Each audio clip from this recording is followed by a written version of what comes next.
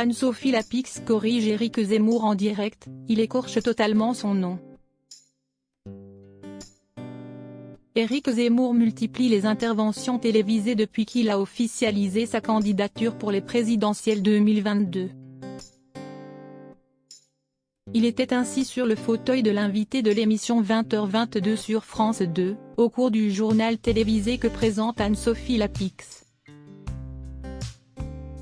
Dans le feu de l'interview, il a très mal prononcé la journaliste, la rebaptisant Anne Saint-Pulpix, telle une héroïne de la bande dessinée d'Astérix.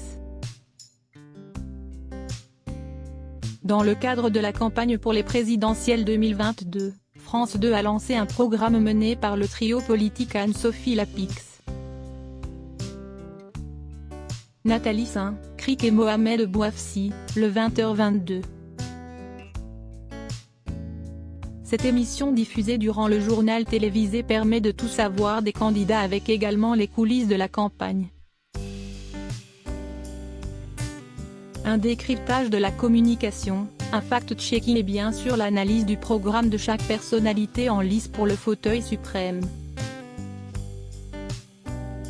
Ce mardi 1er février 2022, CST Éric Zemmour qui était sous les projecteurs. Il a abordé la question des personnes âgées, à la lumière du scandale sur les EHPAD dénoncé dans le livre Enquête les Fossoyeurs. Des jeunes ou encore du logement. Mais le leader du parti Reconquête n'a pas seulement marqué par ses positions politiques. Il a provoqué l'amusement des téléspectateurs et de l'animatrice elle-même en écorchant son nom à l'antenne.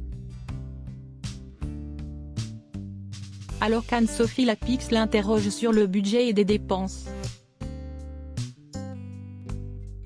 Éric Zemmour insiste sur le fait qu'il souhaite que les dépenses de l'État soient en priorité pour les enfants français. La présentatrice souligne qu'un enfant né en France a des chances d'être français, ce à quoi le candidat de Reconquête répond. Moi je supprimerai le droit du sol, chère Anne Saint-Pulpix. Connu pour ses positions sur les prénoms qui ne sont pas conformes à l'image qu'il veut de la France. L'homme politique de 63 a rebaptisé la célèbre animatrice, qui le corrige avec le sourire.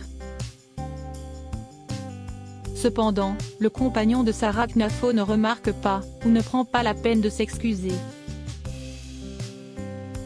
d'avoir écorché le prénom et le patronyme de son hôte.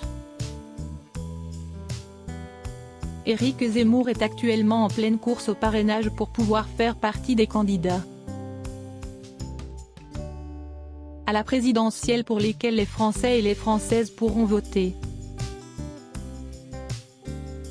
Si les intentions de vote placent les séistes d'extrême droite en quatrième force,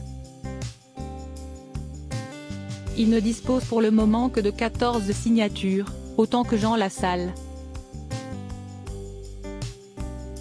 Il lui reste un peu plus de 2 mois pour convaincre les élus de le soutenir.